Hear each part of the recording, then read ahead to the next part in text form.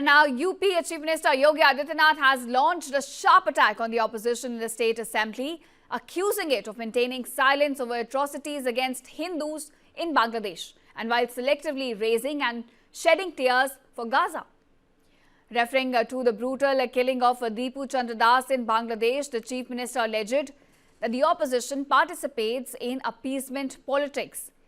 They ignore crimes against Hindus in the neighbouring countries, but they demand a formal condemnation resolution, in fact, from the Assembly, and warned that the Bangladesh government over this incident. Now, viewers, these remarks from the Chief Minister come amid rising diplomatic tension, with India, in fact, summoning the Bangladesh High Commissioner following the protests and the concerns over the safety of minorities, specifically Hindus in Bangladesh.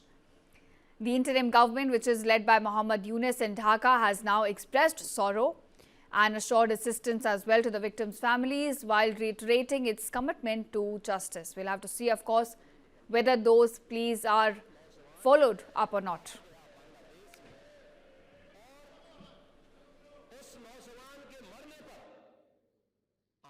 देखो, बांग्लादेश में एक दलित नौजवान को कैसे जला दिया गया।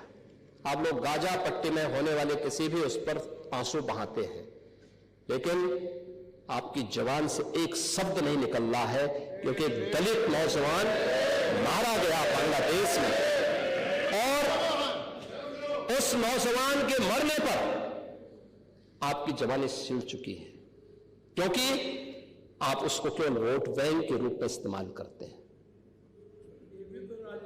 ये राजनीति नहीं है रानी जी, राजनीति नहीं है, ये वो सच्चाई है जो आपकी तुष्टीकरण की नीति है, जिसके कारण बांग्लादेश बना है। अगर बांग्लादेश पाकिस्तान नहीं बना होता, इस तरीके से हिंदू नहीं जलाया होता, और जलाता तो फिर उसकी क्या दुर्गति होती या वो भी जानता। ये सुरक्षा की गारंटी, वहां मारे जा रहे हैं हिंदू, आप लोग नहीं बोलेंगे। एक कैंडल मार्च निकाल के चलते हैं गांजा के मुद्दे को लेकर के, लेकिन पाकिस्तान और बांग्लादेश में हिंदू मारा जाता है तो आपके मुंह बंद हो जाते हैं, क्योंकि मरने वाला हिंदू है, दलित है, आप बोलेंगे नहीं। और यही सच्चाई है। निंदा प्रस्ताव पारित होना चाहिए, और यह प्रस्ताव नेता विरोधी दल की तरफ से आना चाहिए। इस घटना की हम भर्त्सना करते हैं, और बांग्लादेश सरकार को इस बात की चेतावनी देता हूं। इसीलिए हम कह रहे हैं, नोट करना, ये चीजें होनी चाहिए, और हमारा भी प्रयास होना चाहिए।